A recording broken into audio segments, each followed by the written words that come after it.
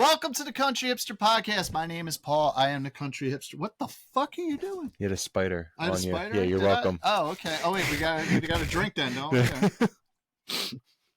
Welcome to the Country Hipster Podcast. My name is Paul. I am the Country Hipster. That music you just heard was Dirty Knife by the Unholy Four from Charlottesville, Virginia. So check out the Unholy Four on Bandcamp, Apple Music, Spotify. They have an Instagram. Anywhere you can find the Unholy Four. The business real quick. This Saturday, Double Shot Saturday for me. Saturday afternoon, I am playing at, it's not really a music venue. It's a store. It is Scubadelphia. It is on Bermuda Street in like the Bridesburg, Frankfurt area of Philadelphia. And it is their like store grand opening. Like, I don't know if they're like, it's weird because it's been an established business for a while. And I know they had like some like launch party a few years back, like spring of 21, because Birmingham 6 actually played that. So this is, I don't know if it's a store grand opening. I don't know if they've building a store component to their scuba diving school, or they're just opening for the season. I'm not really sure. All I know, it's supposed to be some like great grand event, and I believe it's free, and they're going to have some food and alcohol, and Paul, they want you to come and buy stuff at Scubadelphia. And that's at 3 p.m. And I'll be doing that on Saturday. And then Saturday night, I'll be heading up to the legendary Tierno on Hamilton Avenue in Trenton, New Jersey, which is the home base of the official bartender of the Country Hipster Podcast, Tommy B from New Jersey, Mr. Bernard. Will Tom be behind the bar that night? I don't think he will, because I believe he's working this weekend, which means next weekend he's not working. So I'm not sure who will be behind the bar on Saturday night. But somebody will be there, and I'll be playing music, and hopefully the sound won't fuck up on me.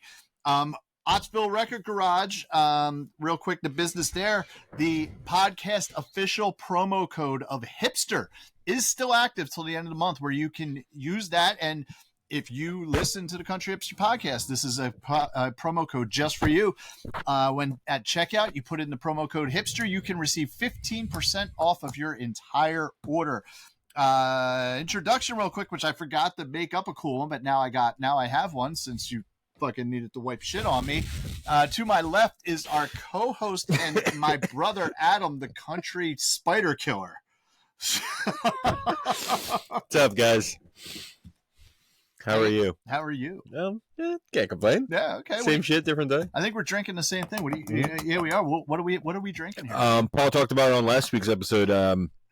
I see Leaning Kugel original beer. Yeah. Jesus. Brewed with pride by the Leaning Kugel family. Yeah, there you go. It's not bad. It's for a cheap beer. It's okay. Where is Leaning Kugel? I don't know. Chippewa Falls? Chippewa Falls? Where the fuck is Chippewa Falls? Milwaukee. Milwaukee. Oh, no. Chippewa. Yeah, no, it's Chippewa Falls and Milwaukee. But it's all Wisconsin. It's all Wisconsin. Okay. All right. Well, there you go. Oh, yeah. It's Wisconsin. There you go. It's on the side there. Jacob Langenkugel Brewing Company, or however you say it. Langenkugel. It's a cheap beer, but it's like as far as cheap beers go, I think like PBR tastes better, Lone Star tastes better, even High Life tastes better. Although if I were to rank those three, High Life would actually probably fall to my number 3. It's only 4.7. Yeah, which is nice. So it is crushable. It's very drinkable. I got a case of it over a week ago, and I haven't finished the case yet. So that kind of tells you what I think of it. You know what I mean? Pussy.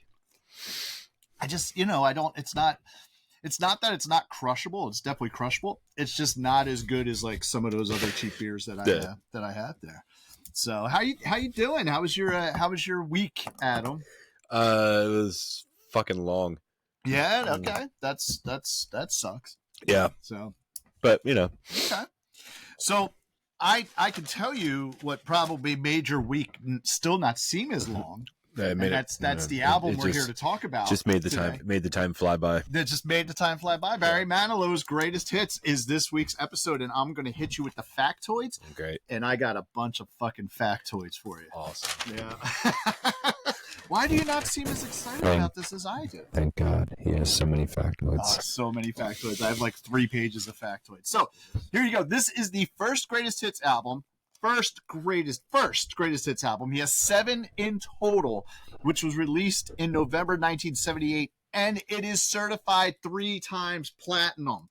It featured, when it was released, it featured one new song, which is Ready to Take a Chance Again, which was not previously released.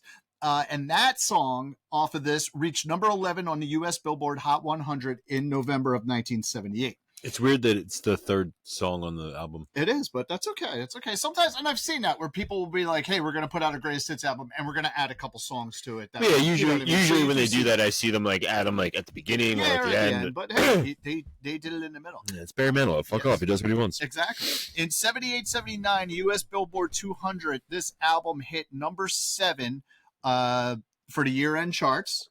Oh, keep talking. I wanted to look something up. Yeah, no problem. And number 3 on the UK year-end charts. Podcast related. I want to look That's okay. So that's basically those. Besides the fact that it's an amazing album and it has the greatest songs, the first group of greatest songs by Barry Manilow. That's basically the factoids on this album. So let's talk about the writer of the songs, Mr. Barry Manilow. Who is Barry Manilow? So if you're not a fan of Low, just fucking get over yourself. I hope that you're a fan of Low by the end of this episode. But here is Barry Manilow in a nutshell. So Barry was born June 17th, 1943 in Brooklyn, New York, where he also grew up, went to high school in Brooklyn, went to City College of New York before entering the New York College of Music. And during his time at the New York College of Music, as a way to pay his bills, he worked for CBS. And that was before he started studying musical theater at Juilliard Performing Arts School, also in New York, and one of the most prestigious art colleges ever is Juilliard. So that's kind of like a big deal to say you went to Juilliard. In the 19th, he started working with Bette Midler as not only as a musician in her band, he also was a producer and the musical director on her tours. In 1973, he got a Grammy nomination for producing Bette Midler's Divine Miss M, and it was for the Album of the Year Grammy that he got a nomination for that. In 73, Barry Manilow was the first Barry Manilow album, just simply called Barry Manilow, similar to Led Zeppelin 1. I'm finding out way more interesting facts about Barry Manilow. Continue. Okay, I'll throw some of the end. You know what? Actually, I forgot. Look up the fuck, because I forgot to do this. I can't believe I forgot to do this. Look it up, and as I'm going through these, Barry Manilow and jingles. Totally forgot about. That's the interesting shit I'm learning right now. All right, so in 1973, the first Barry Manilow album, simply called Barry Manilow, was released on Bell Records, and it took off from there. So he released 6 albums from 73 to 79, 7 albums in the 80s, 5 albums in the 90s, 14 albums since the year 2000. Aside from being a very prolific songwriter, his records have sold over 85 million copies. And he's also a solo artist. He has produced Grammy-nominated albums for Bette Midler, Dionne Warwick, Nancy Wilson, and Sarah Vaughan. Sarah Vaughan is absolutely one of my fucking favorite singers of all time. So I didn't even realize he produced an album for Sarah Vaughan. Now I got to find out what that fucking album is so I can go listen to it, because I love Sarah Vaughan. I love her voice. She is one of the voices of like jazz and soul that gets, I think, overlooked. Mm-hmm. Everybody goes right to Fitzgerald and Billie Holiday and fucking Nina Simone, who I also love, who I also think is a little underrated. And but Sarah Vaughan gets overlooked a lot. And Sarah Vaughan is fucking amazing. As a songwriter, so check this out. Okay, as a songwriter, this is just Barry Manilow as a songwriter, has 31 studio albums, 6 live albums, 17 compilations, 7 of which are greatest hits, and 57 singles. Now, of those 57 singles that were released, guess how many hit number 1? Don't even fucking look it up. Don't look it up, asshole. 15 of his singles. This website must be out of date, because this says he was recorded 13 number 1 hits. According to what I got, it was 50. Either way, 13 or 15 number 1 hits out of 57 singles released. Yeah. Come on, like that's fucking ridiculous. It's almost like 20% of not 20%. Like what? I don't know the math. I'm not good at math, but like at least like. You know what I mean? At least 10 to 20% of the songs that you released hit number 1. Yeah. Come on now. Like most people don't even have one number 1. You know what I mean? Okay, so and here's the other thing, which I think does matter because people like to talk shit about Barry Manilow and it's Barry Manilow and it's so boring and it's da da da and it's like fucking that fucking doctor office fucking bullshit. Well, as of March 2024, basically last month, is estimated at approximately $100 million.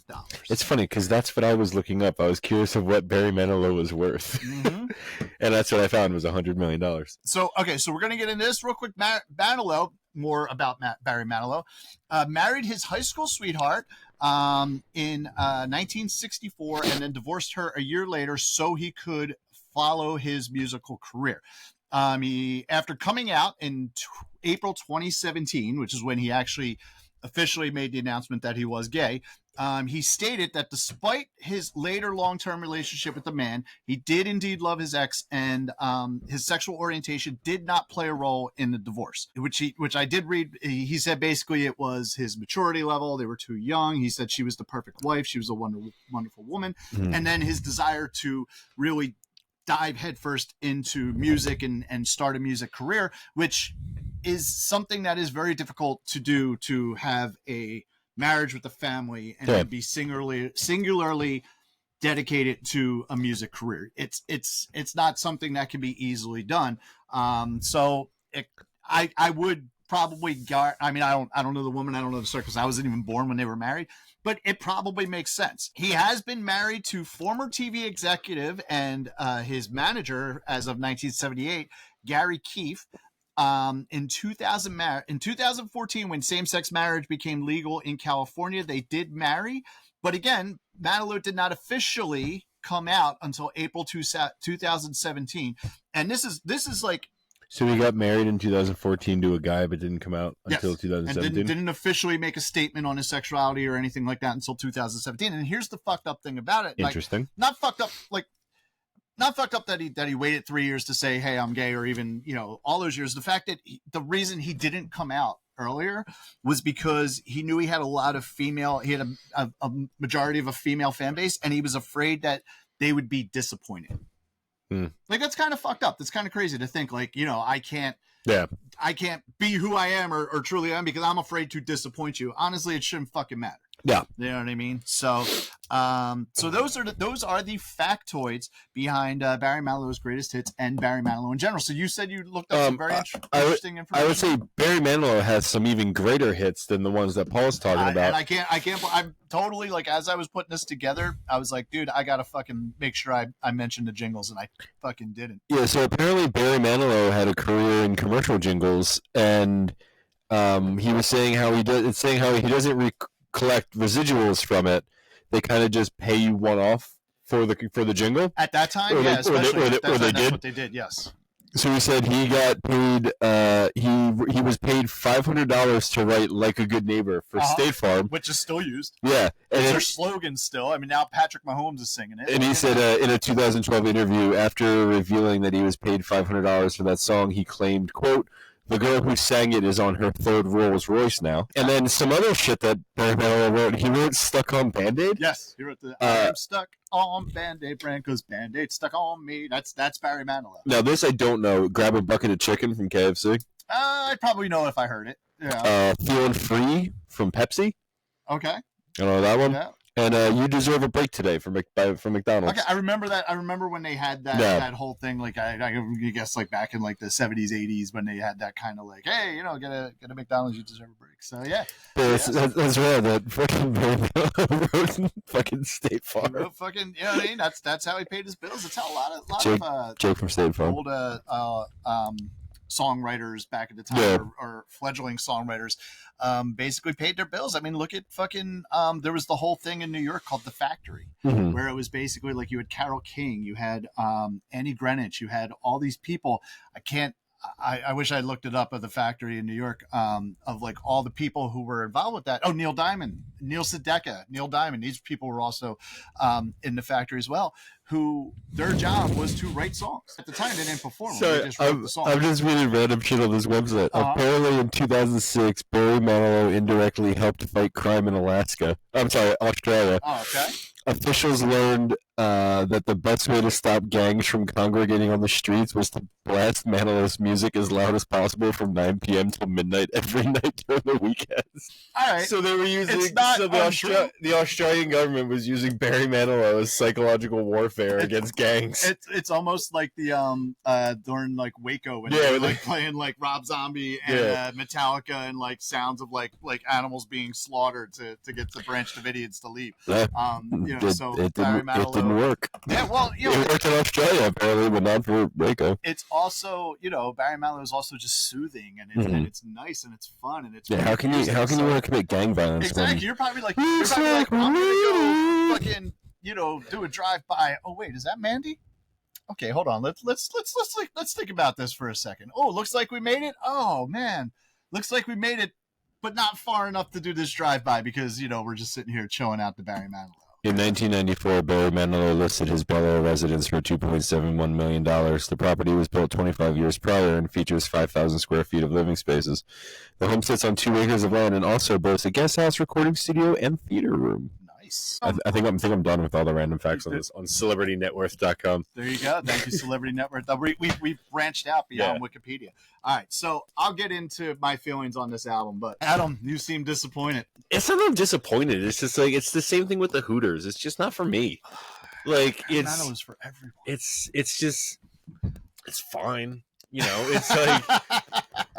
It's like if I wanted to go see a show in Vegas, I might go see Barry Manilow if he was playing. But like I don't want to listen to it in my car. Man, why not? It's just not for me. Wow. It's just very it's very much of the times. I feel like that it was made.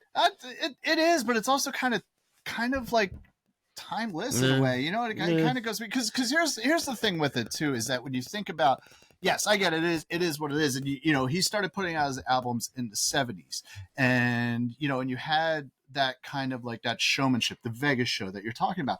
Well, you know what? Fucking Frank Sinatra was still a big thing then. Yeah. Dean Martin was still a big thing then. Elvis Presley was doing Vegas shows then. So that was like jumpsuit karate Elvis. Yeah, exactly. But you have this basically he excuse me, I burped. He was pretty much like just extending the crooner era. Yeah. You know what I mean? So it's not. Would he be considered a crooner? So that's the thing. So I wouldn't consider him a crooner, but it's that same general style, that old, when you listen to some of his stuff that gets into like a big band sound, and a more of a feeling sound, and just, there's even some jazz influence there. I mean, granted, it's the whitest jazz ever. Yeah. But it's there. Do you know what I mean? White Jazz is the name of my new punk band. There you go. It's almost like it's like I said in the last episode, how much I hate smooth jazz. Mm-hmm. This isn't smooth jazz. This is moist Manilow. Yeah. Which is actually when I start my Barry Manilow tribute band. That's what it's going to be called, Moist Manilow. Let me ask you a question because you might know better than I do. On New York City Rhythm, why does it just completely devolve into a Santana song? Oh yeah, because it can. It essentially becomes Oyo Como Va. Basically, yeah. But that is also of the jazz. It's a Latin jazz feel to it too, which is what I'm saying. So it's like and Sinatra's done that type of stuff.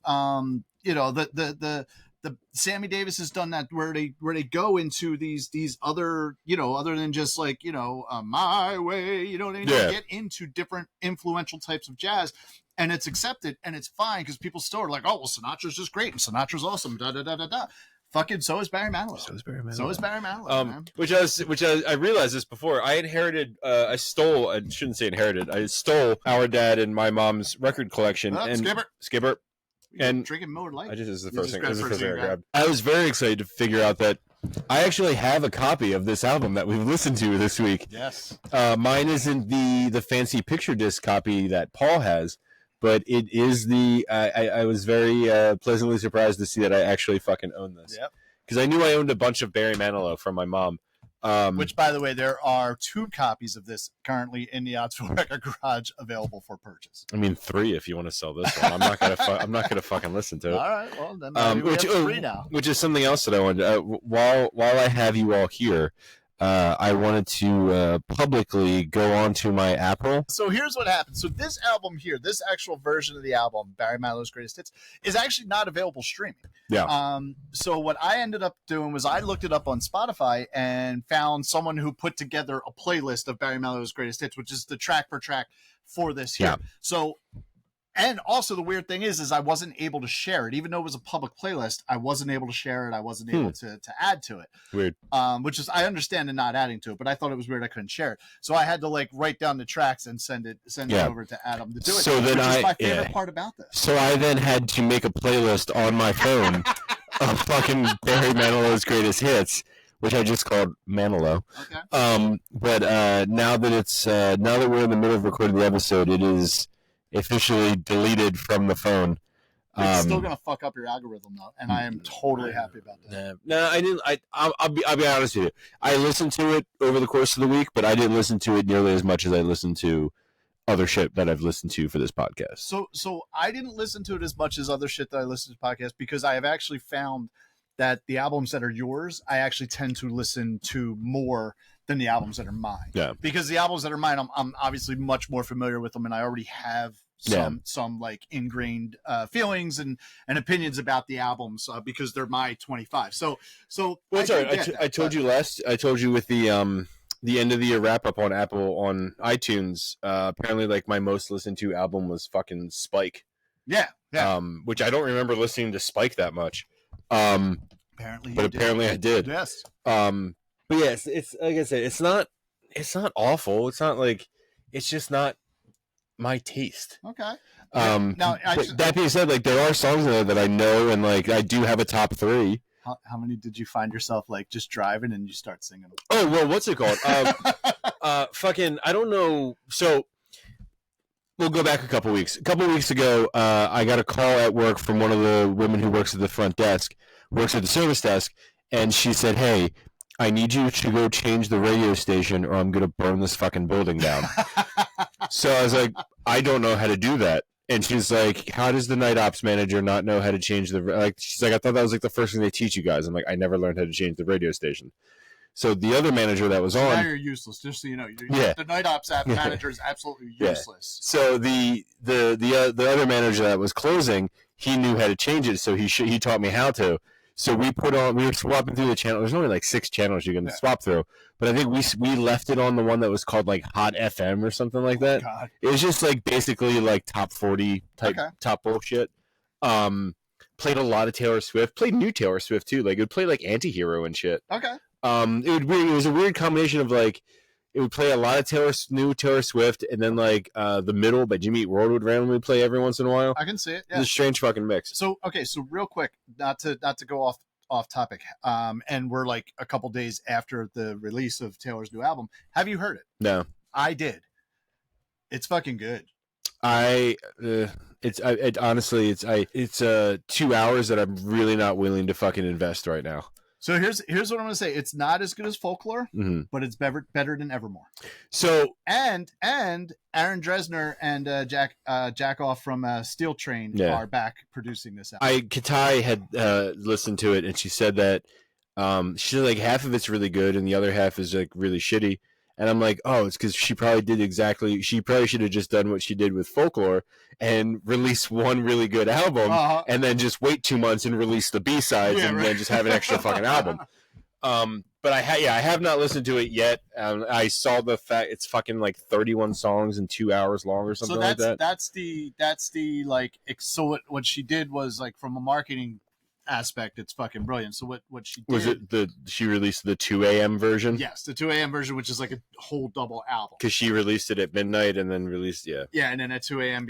came to like the anthology is what it's called. So that has basically basically has the Evermore of this album here. So I didn't, actually I think today I ended up hearing the complete thing with Katie while we were in the car, which again the stuff that's the added stuff I was all right. Yeah. But when we were at the Wine and Vinyl at Viva Alpha this past Saturday, someone actually came up and was like, "Hey, do you have any Taylor Swift you can play?" And I was like, "Well, as a matter of fact, I have the new album. My wife, I got it for my wife, so and she let me bring it here." So I actually played, all 4 sides of the album and sat there and got to listen to it while sipping on some wine. Do you have any copies for sale? I have 2 copies for sale of Tortured Poets. They're not on the shelf yet because they're in the crates from Saturday. But yes, I have 2 copies of Tortured Poets for sale on OttsvilleRecordGarage.com, where if you use promo code HIPSTER, you could save 15% off of your You could save 15% on Tortured Poets Society or whatever the fuck it's called. What is it called? I forget. Tortured Poets something or other. Dead Poets Society? No, it's not Dead Poets Society. But anyway, I'm sorry. I didn't mean to, I don't want to make this a Taylor Swift episode. I just, just figured you brought up her name, so I figured, hey, it was, it's funny because when it would play at work a lot, I often thought, because it would play older Taylor Swift as well. I'm like, I wonder if my store's playing the Taylor's version or not. Yeah. I don't think they give a shit. But... Oh, so here's the thing too. Here is something that I told someone. The person who asked me to play Taylor Swift at the Wine and Vinyl, then turned around and bought my last copy of Red, Taylor's version, from me, which was pretty awesome. But here's what I'm going to tell people. Right, I fully support Taylor's version. I fully support the whole thing of what she's doing and taking back the publishing of her music and whatnot. But if you are a vinyl collector, get your hands on the non-Taylor's version. Get your hands on the original versions, because what's going to happen is eventually the non-Taylor's versions, right now their value's dropping. It's in the fucking hole. Eventually, because there's going to be so many copies of the Taylor's versions, and eventually, just based on my knowledge of how the industry works, they're eventually going to re-release deluxe editions and special editions and 10-year anniversaries of the Taylor's versions. It's going to go. And the reason I know this is because I would put Taylor Swift up as like a musical icon to, the Beatles, Led Zeppelin, Pink Floyd, you know what I mean? All of those bands who every 10, 15, 20 years, they do an anniversary and a re-release of all this kind of stuff. Yeah. So they're going to continue to re-release the Taylor's versions of albums and new pressings and da-da-da-da-da. What probably will never get re-released again, though, are the non-Taylor's versions. Mm-hmm. So if you want to invest in vinyl, and it's a long fucking, it's not like you can get it now and you're going to be able to flip it like that. It's like a long haul type of thing. Grab the non-Taylor's versions. Don't open them. Put them on your shelf. In 10, 15 years, you'll be able to sell them for probably 3 to 4 times what you're paying for them now. No. So that's just my, personal advice to vinyl collectors out there. But anyway, enough about Taylor and Taylor Swift, because I didn't want to make it a Taylor. Yeah. Sorry, so you just mentioned yourself. Hey, it just came out. Let's talk it. Now I can hashtag Taylor Swift again. We get another fucking 3 paragraphs of them. So, yes. So I had changed it to like a more modern radio station to work, and apparently one day my boss was sitting in his office and decided that he was tired of this top 40 bullshit, and changed the radio station. So now it's more of like not like an oldies, but they do play like older shit on there. But every once in a while, fucking Mandy comes on, and it gets fucking stuck in my head. Like I'll just be like unloading the truck, and just like, "Oh, Mandy," and my associates are looking at me like I'm fucking insane. It's a great song, though. It's a great song. I keep getting songs stuck in my head at work, like how Andy gets how Andy has a zombie stuck in his head on the Office. Oh, yeah, like he only knows that one like 30-second bit, and he just keets doing it over and over again. It's in your head. Yeah. Yeah, that's cool. Exactly. That's what I keep doing at work. Right, so I keep singing Barry Manilow at work. Well, that's awesome, man. That's great. That'll get you through the day. Yeah. Because you know what? Because you could be sitting there at work and things could be going really bad, and then you could just be like, you know what? I can't smile without you. I'll just be sitting there. I'm like, and you'd be like, I feel so much better now. It looks like we made it. Looks like we made it. You get the truck unloaded at Home Depot. You're gonna fucking do this tomorrow night. Yeah. I fucking know it. You're gonna get the truck unloaded, and you'll be like, looks like we made it. And people are gonna be like, what the fuck, dude? I want to see what other puns I could come up with. All right. So real quick, I got 2 Mandy stories. I work somewhere in the night. And then when the day manager comes in, I say, it's daybreak. Daybreak. All right, so real quick, I got two quick Mandy stories. Number one, when I play in my solo shows, I will actually play Mandy. just being an acoustic guitar. And I will say, I actually do a pretty fucking good version of it. And I have another Mandy story when you're on. Continue. I usually preface it with, I'm going to play this song and I don't really fucking care if you like it or not. And then I play Mandy and usually people are like, that was really good. I'm like, yeah, thank you. Although one time I was playing it at this bar. Thank you. I'm a fan of Low. Yes. I was playing it at this bar in Delco, a fucking Delco of all places. And some dude threw a bottle at your head? No, there was like these two couples sitting at a table, like right by where I was playing. And one woman turns around. She's like, why'd you play that song? I'm like, because it's a great fucking song. Like, who told you to play it? I'm like, nobody told me to play it. What the fuck you talking? She's like, well, that's my name and I hate that song. And I'm like, great. It's a great fucking song. Glad you got named Mandy. I don't think it was written for you, but fuck you. So that's Mandy's story number one. Mandy's story. You should have just been like that guy. Yes, yeah, that guy right over there. He told me to play it for you. Now, but then Mandy's story number two was the Weiss family in general used to be involved with community theater because the skipper was got involved with this community theater called Playmasters in Bensalem, and so we all were working on like the various productions. He was actually in it. I was like doing the lights and sound for it, and you guys were doing like crew. Like I had built sets. Yeah. You had acted. You directed a couple. This was the first thing I ever did there, though, and I was just working on the lights and shit. And but yeah, eventually I did do some acting there, and I did some directing there and whatnot. But I just didn't have time, and it basically came down to: do I want to do music or do I want to do theater? And it's like, well, if I wanted to do theater, I could have done it professionally, and I decided not to. So let's do music. Yeah. So when we were there, talking to the cast, and like it was a good cast of that show, and they used to hang out afterwards, and sometimes go out for drinks and shit like that. Which one was this? Is this God's favorite? God's favorite. Yeah. And so it came up that I love Barry Manilow, and I love Barry Manilow. I am a fan of Low. That's the first thing I said. Does that cute chick love Barry Manilow too? No, but that's the one who I was talking to about it. And so then after who did Balloon Animals professionally? Yes. And then after we went out after opening night, we went to a bar that was a karaoke bar. Nice, right? And they didn't know that I actually played music and I was a musician and shit like that. So they thought it'd be funny. They didn't know you were a ringer. Exactly. They thought it'd be funny to sign me up without telling me that I was signing up, because I was like, I'm not fucking singing. Like, fuck this. Yeah. I fucking sing all the time. I'm not getting up to sing. So then I hear the guy saying, oh, we got a special one. Paul is going to sing Mandy by Barry Manilow. And I just fucking looked at them. I'm like, you fucking assholes. I'm like, you know what? Fuck you. Yeah. And I got up and I grabbed the mic. I'm like, all right, let's do it.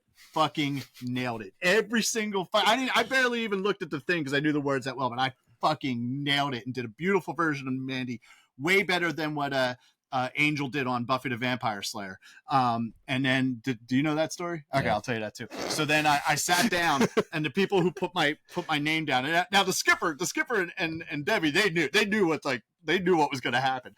Oh, they were there? They were there. Oh, no shit. Yeah. And so they I sit down, they're giggling. And then like the rest of the people who like put me up to, because they didn't know I could sing, they just look at me, they're like, well, we didn't know you could actually sing, Barry.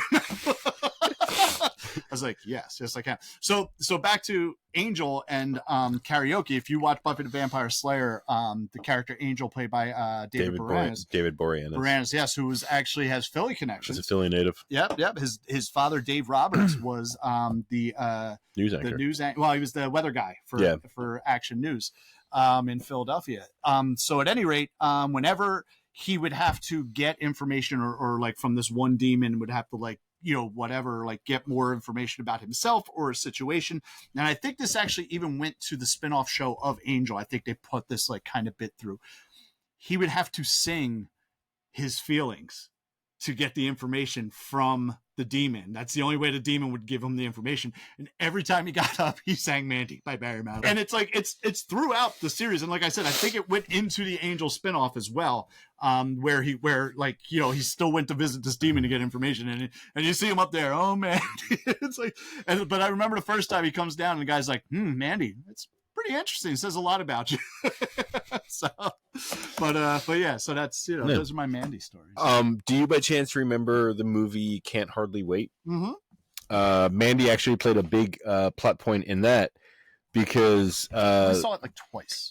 So for those who don't know the movie, Can't Hardly Wait is a teen party movie. Came out late 90s, early 2000s. If that late 90s, I thought it was mid-90s. I'll tell you in a second while I'm talking. Jennifer Love Hewitt, Ethan Embry, Melissa Joan Hart's in it. I can't remember the name of the actress, but I'll tell you in a second. Seth Green is in it too. Excuse me. Excuse me, I burped again. It has the one actress who was in Lauren Ambrose. 1988. Lauren Ambrose. That's who I was looking for. I couldn't think of her name. She was in 6 Feet Under. Yeah. Yep, she was very good. Oh, Jason Segel was apparently in it. Jamie Presley's in it. Yeah. Yeah, this is a great cast. Yeah. A really great cast. Donald Faison, Freddie Rodriguez. Yeah, no, this is a really great cast. Yeah, so Zach and I covered the movie on Summer Movie Club. And like watching it, there's just like a bunch of like, oh shit, that person's in it. Yeah. Oh shit, that person's in it. Yeah, no, that's really what this is. The little kid from Hook is in it. I never saw it. But for those of you who've never seen the movie, Liv Tyler has a part in it. Liv Tyler? Yeah, apparently. I don't remember that. According to the Google. Yeah. So if you haven't seen the movie, basically it's about like they graduate from high school, and then there's a big party that night, like the final like going away party that night. And on like right before graduation, like the most popular girl and the most popular guy in school who are dating break up. So the main character, Ethan Embry's character, who has been in love with Jennifer Love Hewitt this entire time, decides he's going to write her a letter to express his feelings. And in the movie, Jennifer Love Hewitt's name is Amanda.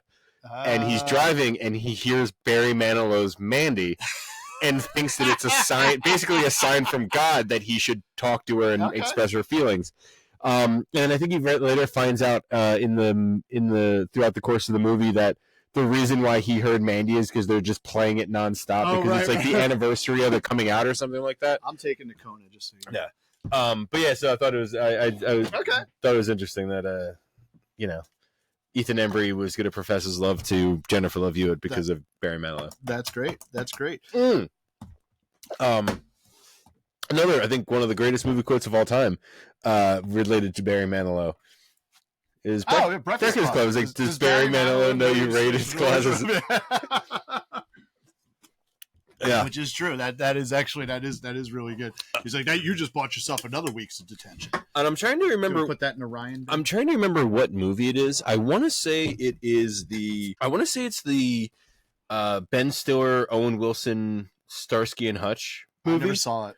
If I remember correctly, during the credits, there's a sequence during the credits where it's like all of the outtakes, not outtakes, but all of like the mess ups of like doing car chase shit set to Can't Smile Without You. Oh, Jesus Christ. So it's just basically like a Gran Torino fucking crashing a bunch of times set to Barry Manilow. That's awesome. I might have to actually go back and check that. So I am drinking the last of the, I got a Kona Brewing Company. I got a mixed 12-pack or case or whatever. This is my last one. That's Kona Big Wave, which is Kona's good. So to get back to the normal swing of things, the album is whatever to me. It's, like I said, there's songs in here I know. I'll probably have songs from this album stuck in my head for the rest of the fucking night until I drink heavily. Of your life. Until I drink heavily and forget about it. I'm gonna try to booze this album out of my brain. It's fine. It's exactly like the Hooters for me. It's fine, but it's just not made for me. Okay. All right. Paul, how do you feel about this album? Well, as I said, I am a Fanilow. I have no fear. Just fucking keep pulling the Miller Lights. Yeah, man. There's like other shit. It's all right. I drink a lot of Miller Lite with Katai, so that's a shame. But yeah, so like I am a Fanilow. I have no regrets about another Spider. There's another Spider. I will say that Barry Manilow, honestly, and it's true to fucking God, like I mean this statement. Barry Manilow is the main inspiration to why I became a performer. From a little kid, he is inspired me to become a performer and continue to perform. Because you wanted hair like that? I did not want hair like that. Just but like I used to put on these concerts, right? So like my mom, the one year for Christmas, got me this microphone that like attached to like this little radio. If you put it on like a certain AM station, it's like shh, but you hit your button and then it amplifies. It connects to the fucking microphone. Yeah. and like, you know, so basically you had your little like portable like PA system there, and I used to put on these concerts in my fucking living room, singing to Barry Manilow. So like, I throw on the tape. I'm like, Mom, it's concert time, and I grab my microphone and I'll be like, you know, city rhythm, and I'll be doing dances and shit like that.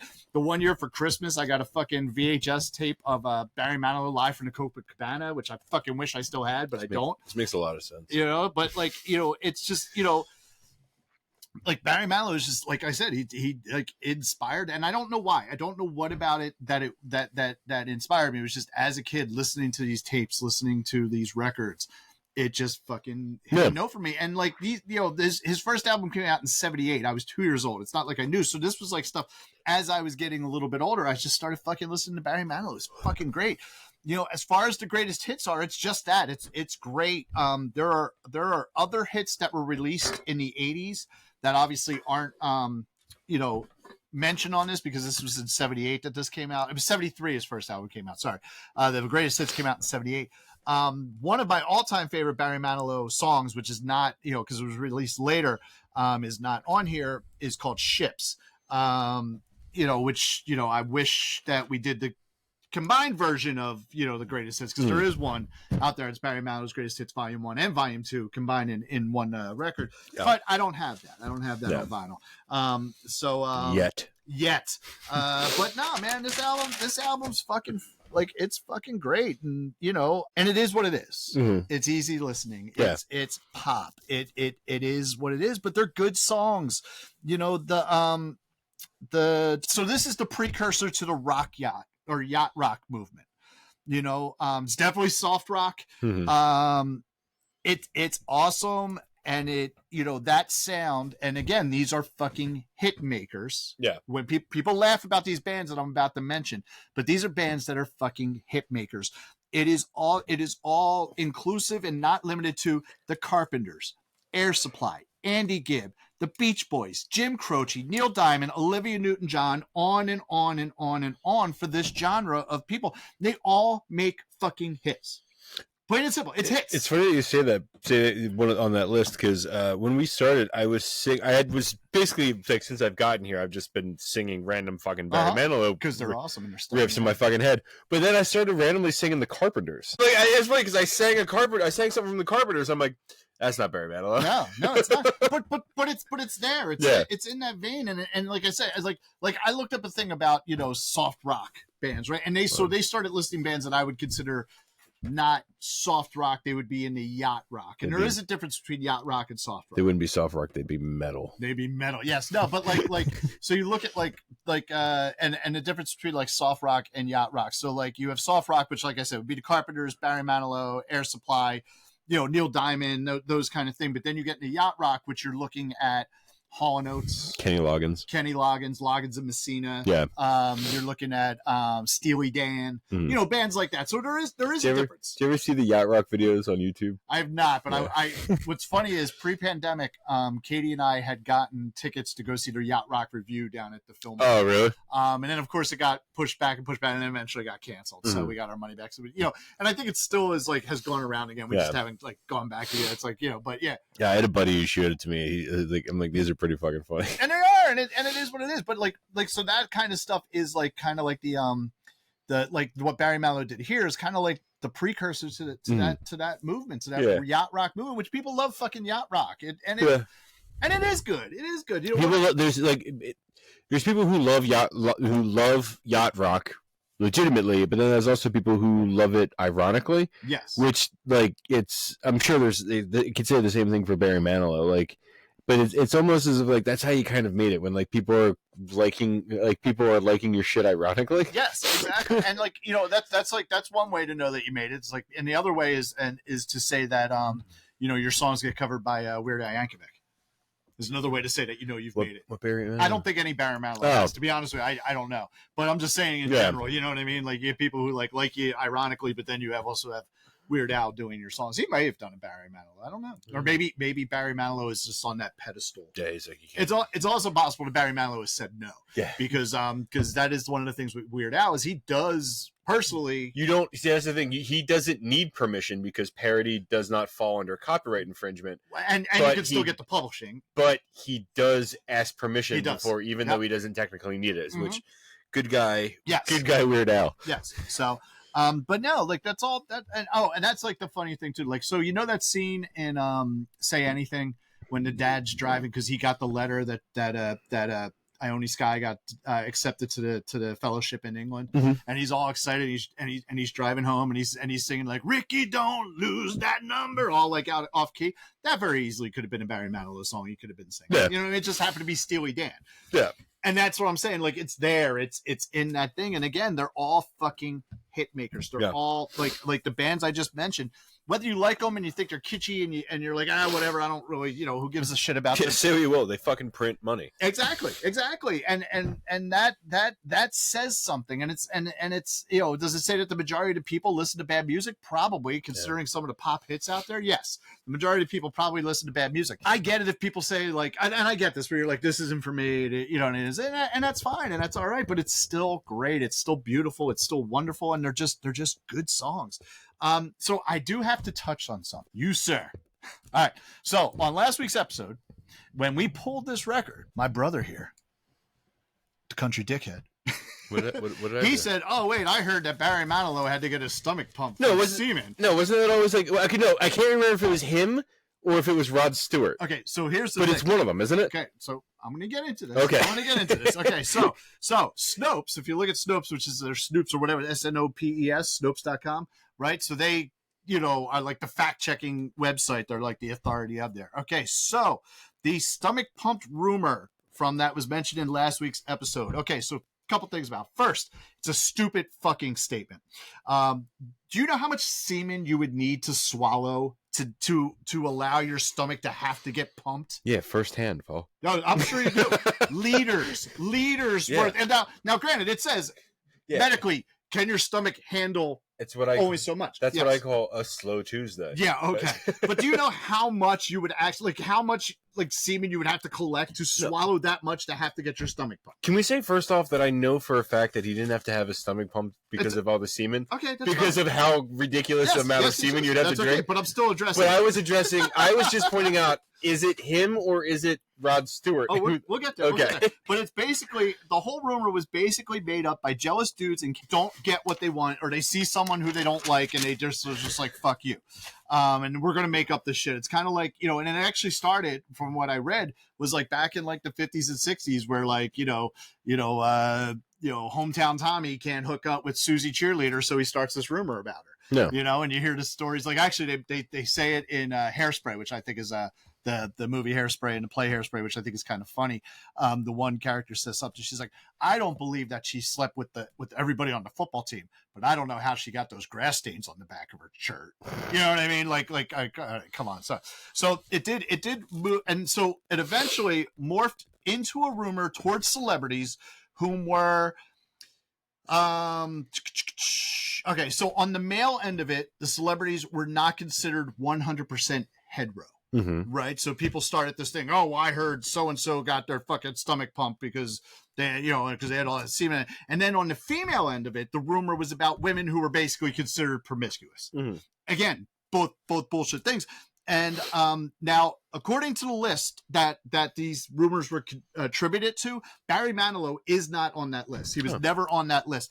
And I'm not even going to go over the list of celebrities because it's just the stupidest fucking list ever. It's just, if I find it very interesting. Like, I feel like that story that urban legend has been part of like every generation. Oh, it has. Like, I feel like even people. Like, I remember when I was younger, there was the whole thing about Marilyn Manson having removed ribs, having ribs removed. Yes, and I feel like that story now it keeps going on and on. Like, absolutely. And it's just Katie mentioned it. Katai mentioned it in the last episode. There's the story about the girl with the hot dog. Yeah, which is a thing that is just perpetuated throughout the generations. Yes. Whereas it's so again. I don't mean anything ill towards Barry Manilow. He's richer than I'll ever fucking be. I was just saying like, oh, I know this fucking thing, and I couldn't remember if it was him or if it was Rod Stewart that it was said about, because in my mind they're the same person. Not even. They're not. Well, so Rod Stewart would be Yacht Rock. Yeah. So Rod Stewart would be Rod like a Stewart's, precursor, like would be like the next Barry Rod Manilow. Stewart's Yacht Rock is Yacht Rock Manilow. Yeah, basically. But if you listen to Rod Stewart in Faces, that's straight classic fucking rock. No. Right there. Even though some of the Faces stuff got done by Rod Stewart, that's Faces is a different animal than definitely from Barry Manilow, but Rod Stewart's stuff. But basically, I'm just saying, as human beings, I think we can do better than making up stories or saying a rumor. Someone drank so much semen that they had to get their stomach pumped. It's not fucking possible. Well, that's the thing. I think as human beings, we could come up with more believable things. I agree. I think we could. Yes. But ultimately, back to it. This album, it makes me feel good. It makes me feel good. It's not offensive. It's emotional at times. It's entertaining. I fucking can't read my writing. And and ultimately, like you want those things out of a good album. You want to be entertained. You want to feel the emotion. I broke the mic stand. You broke the mic stand? What the fuck did you do? I unscrewed the T-screw. God damn it. I'm gonna fix it. I cannot get anything fucking nice because this asshole. Oh, it goes. Okay, I figured out. Continue. Oh, Jesus Christ. We can't get him to talk into the microphone correctly half the time, so now he just goes and fucking breaks it. So, but at any rate, I think those things are what you want from an album. You want to feel something from an album. Sometimes you want to like in the case of last week's episode of Del 21, if you're listening to Adele 21, you're probably in a bad spot. You know what I mean? And you want to hit that you want to have that emotional feel. Yeah. You got to get the feelies out. So you have that album. A lot of the Cure stuff has that album. One time for me, in the summer of 1993, when I had my heart broken, it was Pearl Jam's Black played over and over and over. Did you rhyme intentionally like that? One time for me in the summer of 93? No, that was not intentional. Okay. That was not intentional. But yeah, so so you want that from good music. You said Pearl Jam Black? Pearl Jam Jack. Katai and I were just talking about last night how we don't give a shit about Pearl Jam. I could fucking care less about Pearl Jam. Yeah. That's a good song though. That's a good fucking song.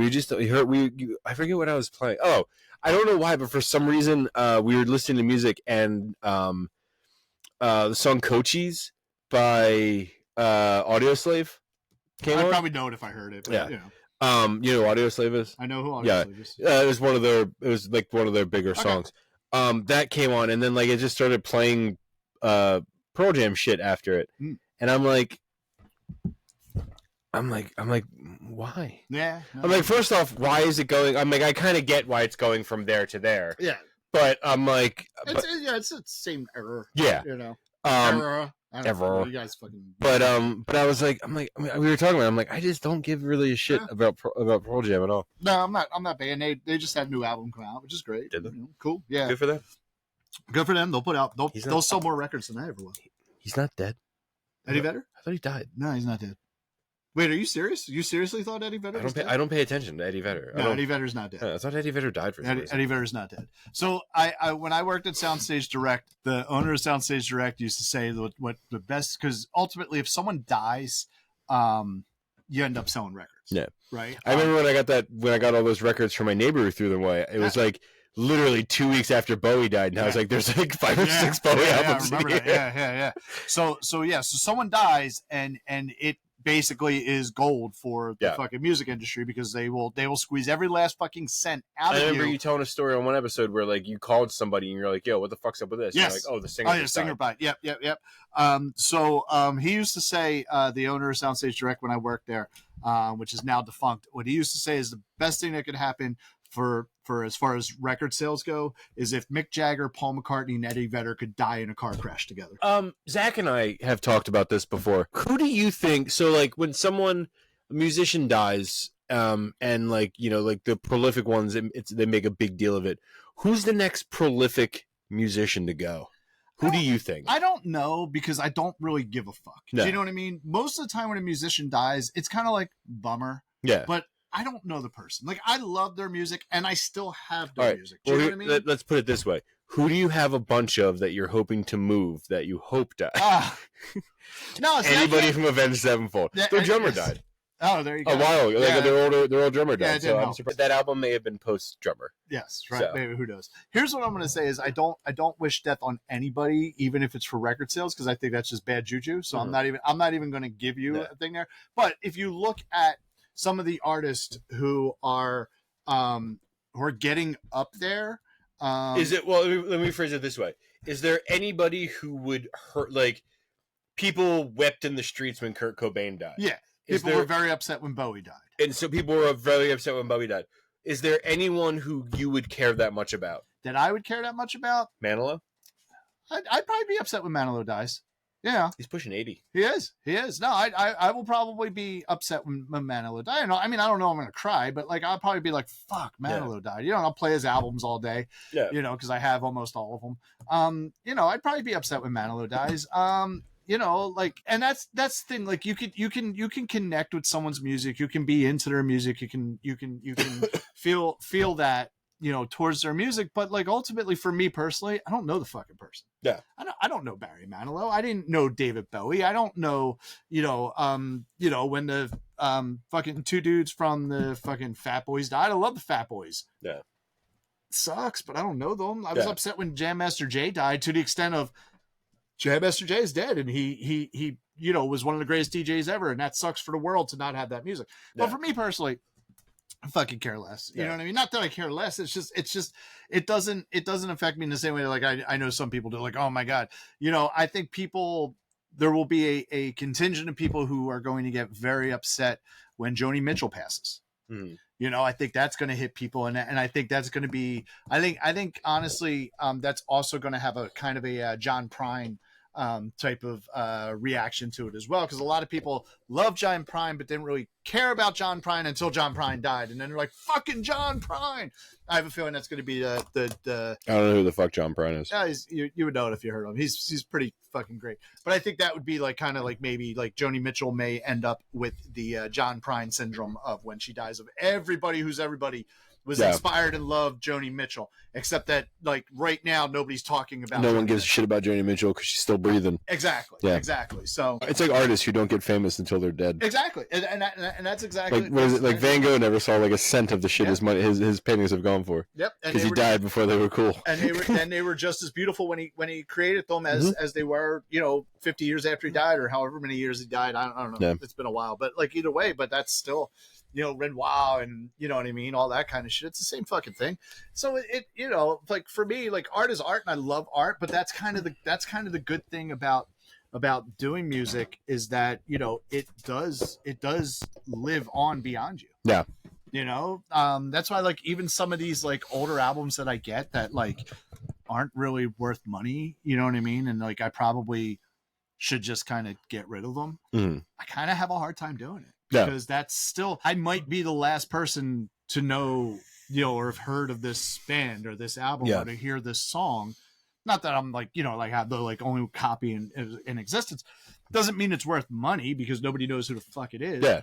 But there is something to that, which makes it honestly kind of makes it difficult for me to just say, I'm going to purge my records and get rid of some of this stuff, because that is someone's immortality right there. Yeah. And as soon as it's almost like Coco. As soon as you're not put up on the mantle anymore, you I was like, Paul just watched Coco, and he's really trying to make sure everybody's on his ofrenda, or what is it? Whatever it is, I can't remember. I don't know, but you know what I mean. Like there is something about that does matter, and that's kind of the cool thing about art and music and stuff like that is that I gotta watch Coco again. Yeah, it's all right. Zach and I had a good episode of the Summer Movie Club about Coco. Okay, all right. Zach and I have some issues with Coco. So. Does Zach realize that Jack Black is not in Coco? He's not in Coco. He's not in Coco. Yeah, we double checked. Okay, good. Yeah. He is a Jack Black denier. So yeah. But no, and that is kind of one of the cool things about music and art in general is that you can live on beyond your years through art. But yeah, like I said, like how you had mentioned, no one gives a fuck about Joni Mitchell right now, except for people who are real, true Joni Mitchell fans. Yeah. But after Joni Mitchell dies, everybody's going to have been inspired by Joni Mitchell. Oh, yeah. You know what I mean? Which is ridiculous. Like give them like, I don't know. I feel like, you know what? if you know someone's getting older, fucking wake them now. Yeah. Give them their wake now while they're still alive. It's And you can like, tell them how much you love them and how great. It's kind of like that thing where they get a funeral. Like no one ever has anything bad to say about somebody at a funeral. Dude, somebody better have something bad to say. Yeah, about like I only want people like if people start with that whole like he was a great guy. I'm like I was kind of a dick. You know, if they started with to me he was a great guy. Okay, no, that's fair. Yeah, that's fair. That's fair. I can say, you know what I mean? No, I agree, and that's the thing. Like when I go, like I hope that like people are fucking real about it. There's gonna be someone who's gonna like. I hope someone comes up and fucking like. Yeah, I mean, I'm not gonna get buried. I'm gonna fucking get cremated, but I hope someone fucking spits on my ashes. It would be your ex-wife. No, actually, I don't think she would. When I say ex-wife, I mean Katie. She's not my ex-wife. She's my current wife. She loves me. Yet. Great. Oh, I told you, me and Katie. Yeah, you're not getting divorced. You're just moving to the basement. Yeah. So it's all good. So okay, so one of the things I will say, and you mentioned like, well, I'd be upset when Barry Manilow. Yeah, I'm gonna be, kind of like fuck because I love Barry Manilow so much, and he is the person who inspired me to become a performer. And I'm saying that while he's still alive, that my inspiration to do what I do today is from Barry Manilow. Oh, you fucking bandwagon jumpers! Yeah, you fucking So I finally got to see him perform live in the summer of 2020. Oh, like last year. I feel like you told me this, and I was like, "Why are you going to see Barry Manilow?" And because it's fucking Barry Manilow, I never had a chance to see him. I didn't know you fucking liked him. I fucking love him that much. And like we got floor seats at the Wachovia Center, and literally we were in like one of the last sections of floor seats, but we were dead center. Oh, nice. So seriously. When Barry Manilow walked out, like he had a huge curtain, and had like Manilow like all over like the curtain opened, and he walked out between like his like fucking orchestra, and literally was like looking at me while he was singing, and it was fucking great. It was great. I mean, I will tell you, like it was all hits. And that's when Paul came. Basically, I will tell you, there were times during that concert I got misty. During that concert. Is that what you call an erection? Yes. Yeah. And it was absolutely fucking great. He can still perform.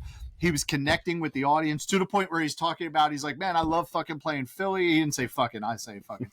He's like, I love playing Philly. Go see Barry Manilow. He's like, man, I fucking love fucking playing Philly. You guys fucking rock. He's like, one of my favorite places to play here, I don't know if it's still around, is the Robin Hood Del East. Is that still around? He's like asking audience members. It's like, holy fuck, like you really do like know your fucking fit. Like, was it still around? At the venue itself still exists, but I don't think they do shows anymore. I think post-pandemic there hasn't been anything at the Robin Hood Del East. Yeah, but the fact of the matter Barry is, Manilow, solid 6 foot. Yeah, no, I can see it. But like the coolest thing about it was that like he straight did connect with for someone to come up and say, like it'd be different if someone's like, oh yeah, like if Springsteen's like, I loved playing the Spectrum. Fuck it, we know you played the Spectrum a shit ton of times, you know what I mean, or whatever. But for him to actually be like pulling out the fucking Robin Hood Del East, like like he fucking meant that shit. It wasn't like something you just Google, which is funny. One of the funny fucking things about that, like, so when you think the Google didn't exist then. It was last year. No. So one of the things, like, so when I was in the I think it was technically post. No, it was post movie industry because the business had closed, but I still had the offices in the same hotel. Yeah. The one guy let me keep my office to do my record thing, and the one day I was down there on a Sunday because I went in on a Sunday morning to get some records, to send some orders out and do like a little bit of work.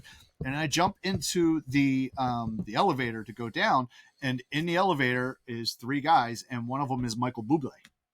Oh, really? Yeah, and the other 2 are I guess his assistants or people associated with the show and whatnot. And I will say I didn't talk to Michael Bublé, but I saw that it was Michael Bublé. He looked at me. I did not talk to Michael Bublé, but I made eye contact with Michael Bublé. No, I made eye contact with him because I gave him a nod and he gave me a nod, so we acknowledged one another. Just out of curiosity, you recognized him as Michael Bublé? I did. I also knew Michael Bublé was in the building. So I don't know if I would recognize Michael Bublé if I just saw him on the street.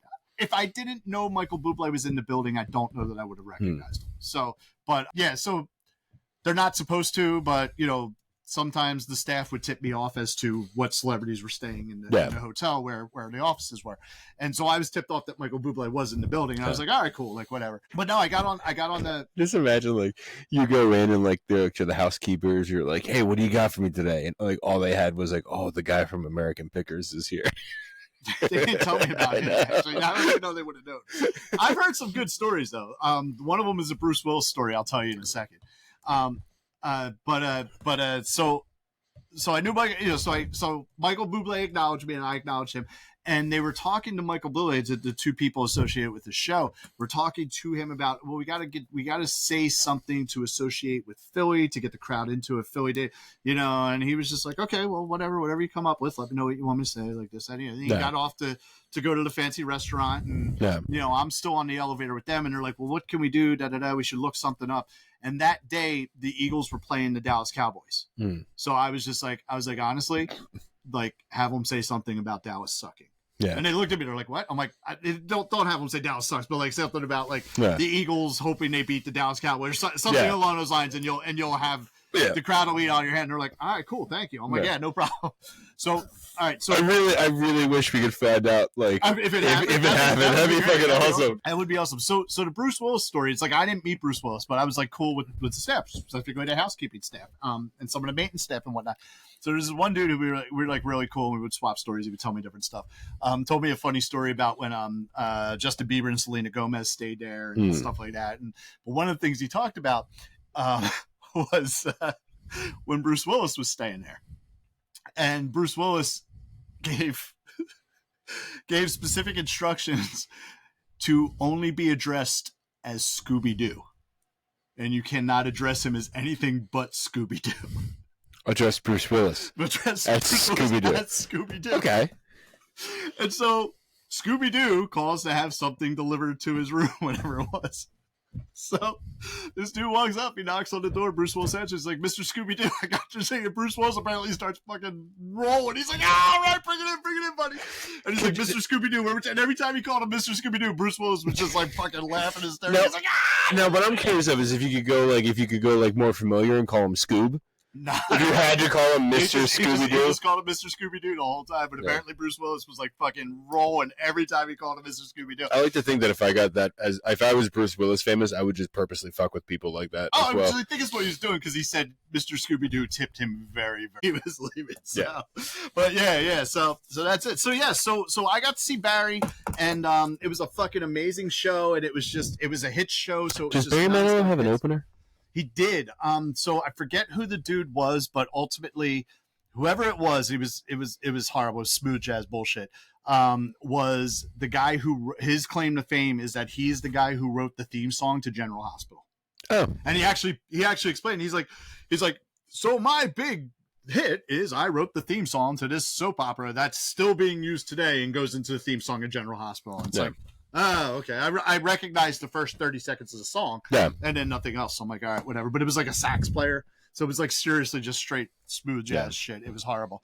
But then Barry Manilow came out and did fucking solid 2 hours. Nice. No encore, because he didn't need to do an encore. Because he's a goddamn boss. Man, it was all hits from like fucking beginning to end, and he ended it with Copacabana and the fucking confetti fucking cannons of went course off. It did, Paul. Dude, it was great. It was absolutely wonderful. So, and he connected with the crowd, and it was great, man. It was one of my best shows. Actually, with me and Katie were driving home today. We were listening to the album. Did Katie go with you to see Barry Manilow? Oh yeah. She enjoyed herself too, because she knew all the hits and whatnot. No. And so she definitely enjoyed herself with that. She was several months pregnant at the time. No. So she was my designated driver, so that was fun. No, it was wonderful. It was a wonderful show, and we were talking. Like I said, if he comes back again, I am gonna have to see him. Yeah. He's like, no, that's fine, I get it. So I am hoping he comes. So like, no, that's fine. Just I'll be sick that day. What sucked was that like you got there, and I guess because it was like one of the last shows on the tour, they had like no merch left.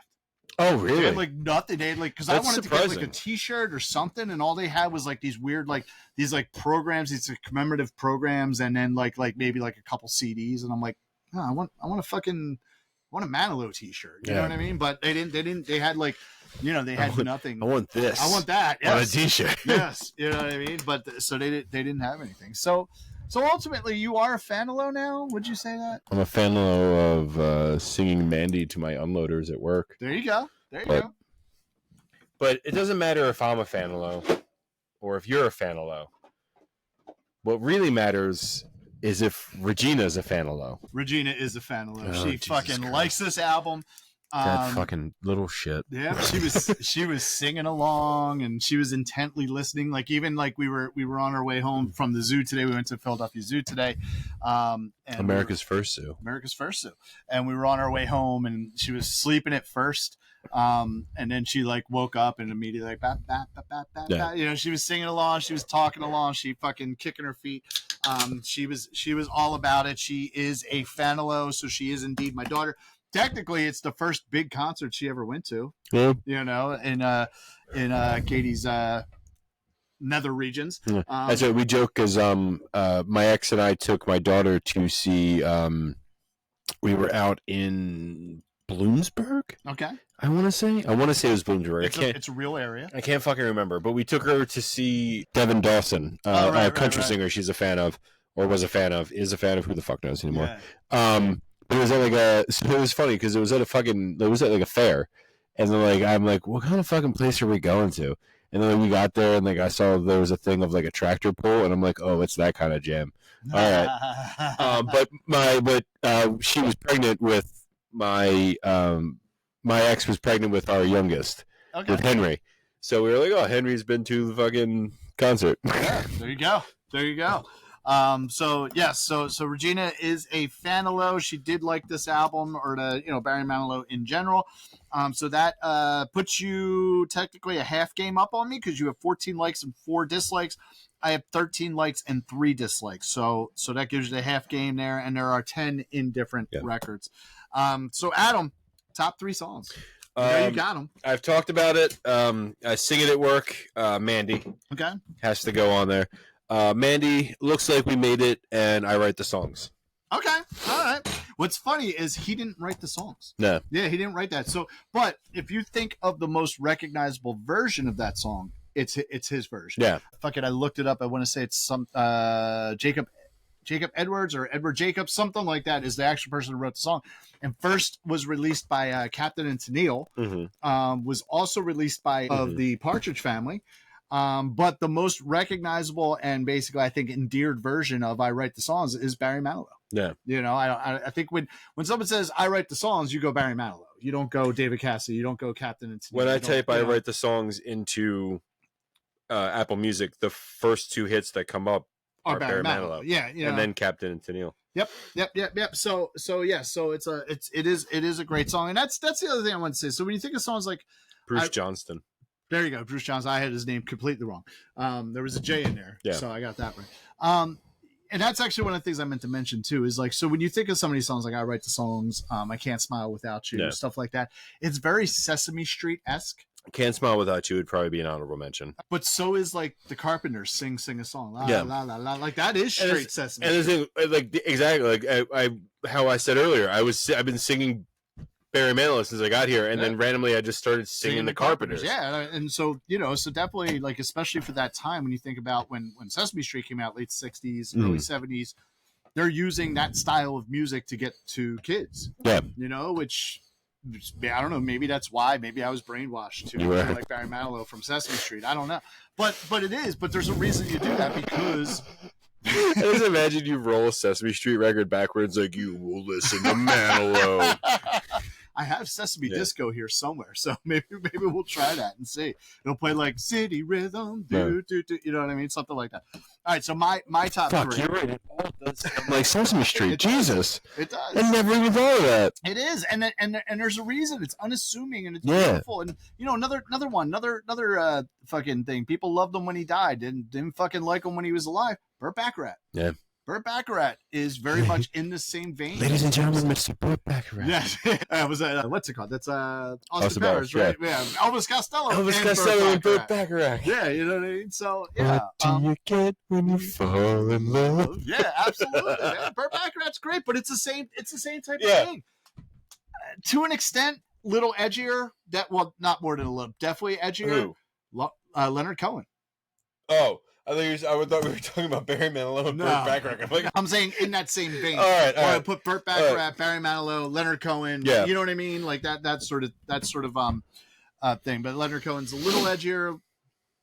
probably overall, I think Leonard Cohen's musically better. Mm-hmm. Not as good of a singer as either one of them. Mm-hmm. So, but I do like me some Leonard Cohen. Top 3 for you, Paul? Top 3 songs. Number 1 is Mandy. Mm-hmm. Can't go fucking wrong with Mandy. Number 2, fucking beautiful song. Very emotional song when you really listen to the words. Weekend in New England. Mm-hmm. It's great song. Number 3, This One's For You. Now I have to do an honorable mention. I had mentioned it earlier. It's not on this greatest hits album, but one of my all-time favorite Barry Manilow songs is Ships, mm-hmm. Which came out after this greatest hits. I forget what album it came on. But yeah, that's just an honorable mention of a Barry Manilow song. If it was on this, it would probably be my number 3 beyond, probably kick off the This One's For You, and I would have Ships in there. So what's your least favorite song? Bandstand Boogie. Oh my God, it is my least favorite. Is it too?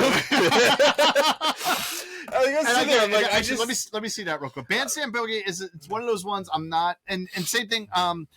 When he gets into some of that like boogie slash, which he's talking about, he's talking about Philadelphia in that fucking song. He mentions it because he's talking about American Bandstand. Yeah, Bandstand Boogie I'm not into. Jump Shout Boogie I'm not that into. Jump Shout Boogie, like honestly, Jump Shout Boogie came on. I'm like, I swear to God, this is pretty good. The fucking last one. Yeah, like that. Jump Shout Boogie is probably my dishonorable mention. But Bandstand Boogie, yes, even though he gets into it, it's probably.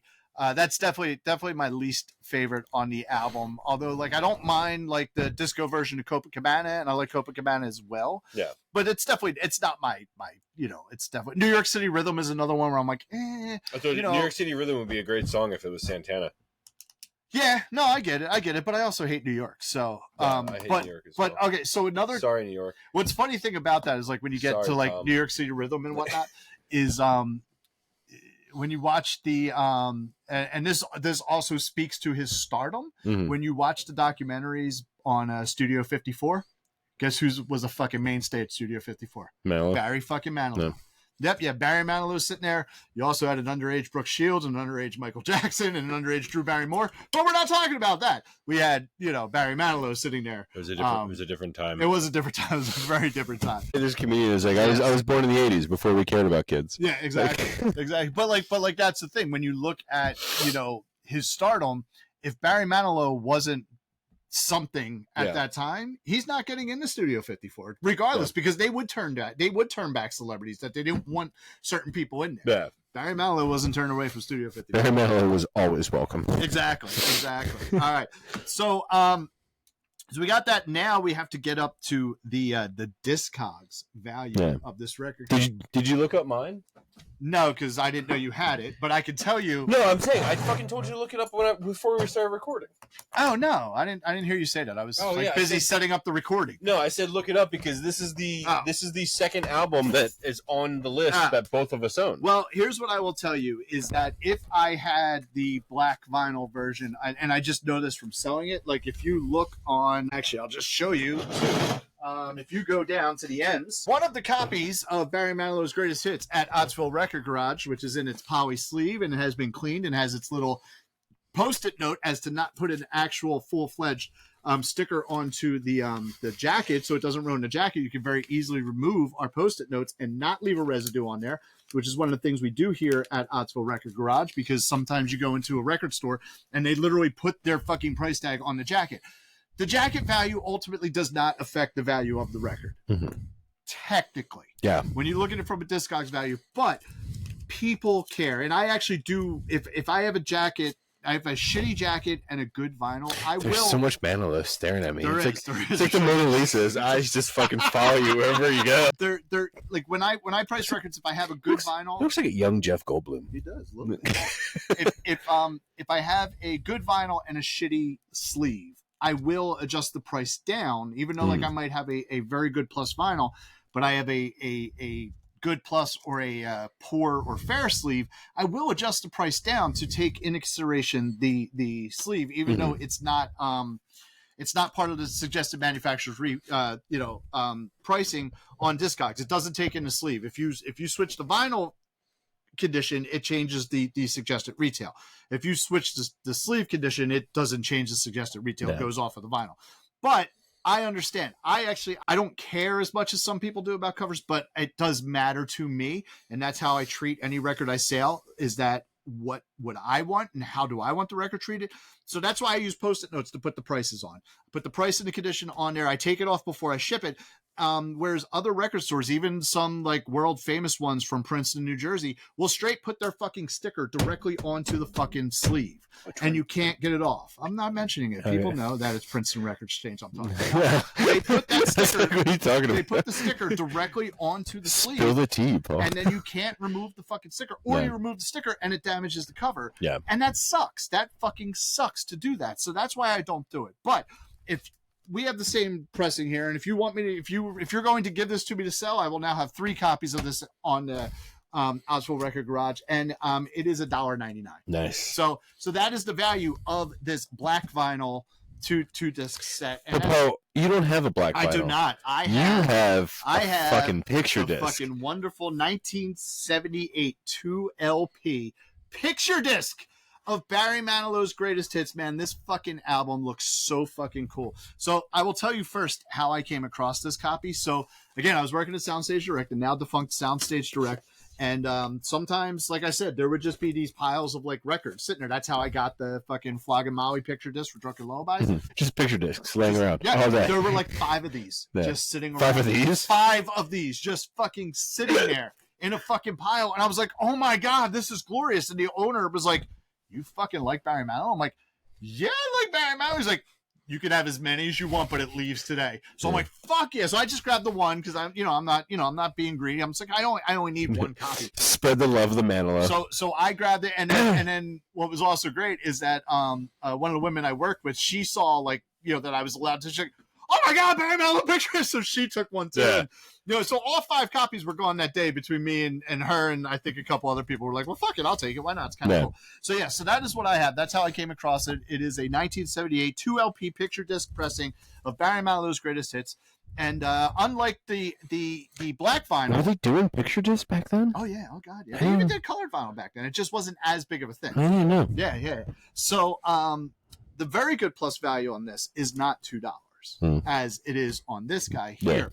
The very good plus value on my picture disc is $22.75, bringing it up to $23. That is not bad for a Barry Manilow album, considering most of them you find in the dollar bin, like $1 to like $2. I feel like I'm sure. Like, have you said how many fucking over 80 million?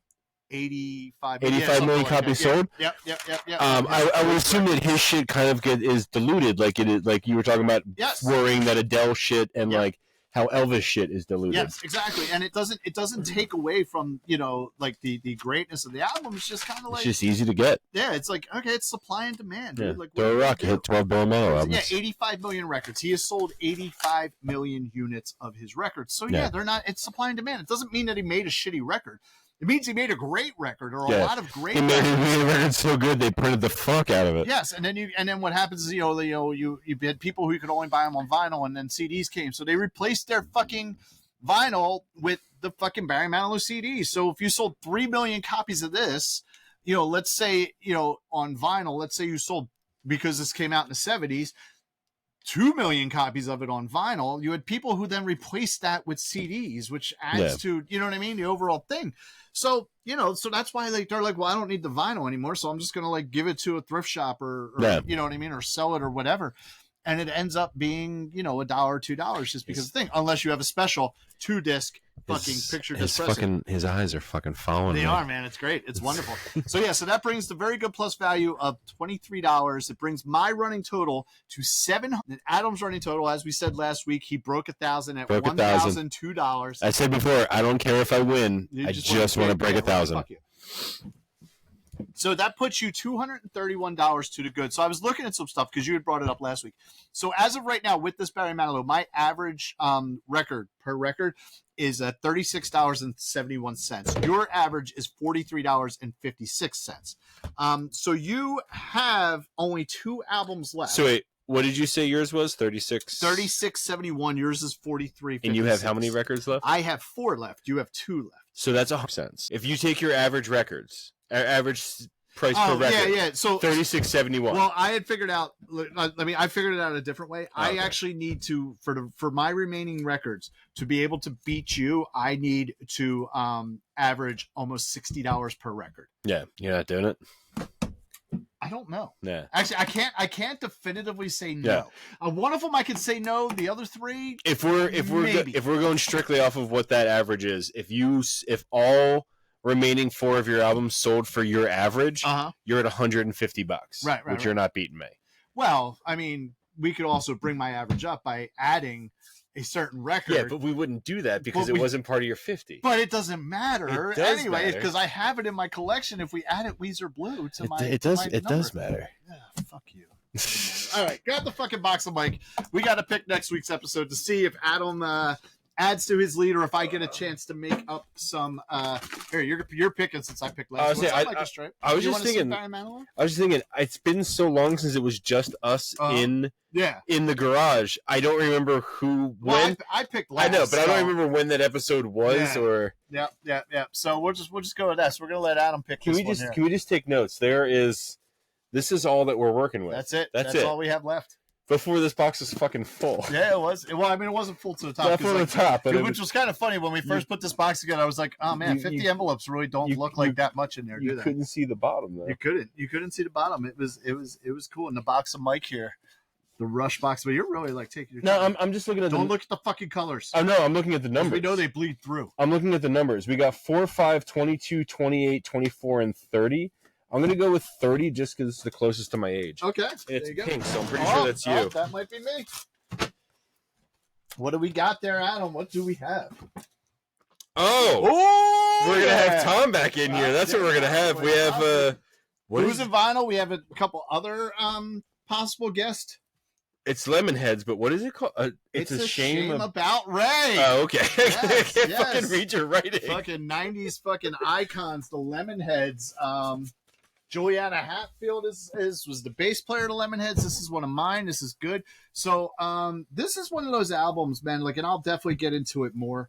This album and the Lemonheads in general were one of those albums I was really into in like the late 90s, early 2000s. And then I was just kind of like, I don't fucking like the Lemonheads. And then I started listening to the Lemonheads again. And I'm like, no, I really fucking like the Lemonheads. Oh, this is one we got to talk about. Well, we'll talk about it. We're not going to. Well, okay. So we're going to. What I have here is a reissue, and it's a deluxe edition. Yeah.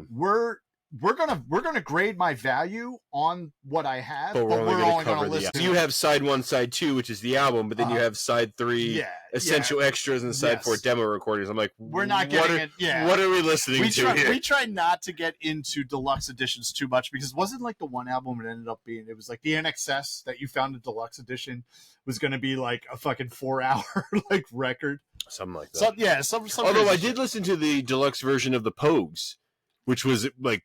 Yeah, but that had like 5 extra songs. No, that was like 2. That was like 2 hours long. Oh, okay, all right. And I'm sitting there listening. I'm like, I don't fucking remember the Pogues being this fucking long. Yeah. So, but no, we'll do based off of the original recording as far as rating it. But my value will come. So we are just covering side 1, side 2. Basically, yep.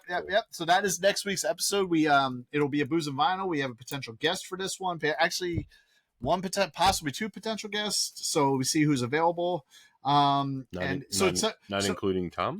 Not including Tom. Yeah. So here's the other thing too. So this is not an official Booze and Vinyl. Like this album is not covered in either Booze and Vinyl Volume 1, Booze and Vinyl Volume 2, or Booze and Vinyl Christmas, which is only Andre Darlington. It'd be weird if it was in Booze and Vinyl Christmas. But Booze and Vinyl 1 and Booze and Vinyl 2 are by Andre Darlington and Tanaya Darlington. Please don't sue us. And this album is not covered in there, but they're called the Lemonheads, and there is a shot called the Lemon Drop. Yeah.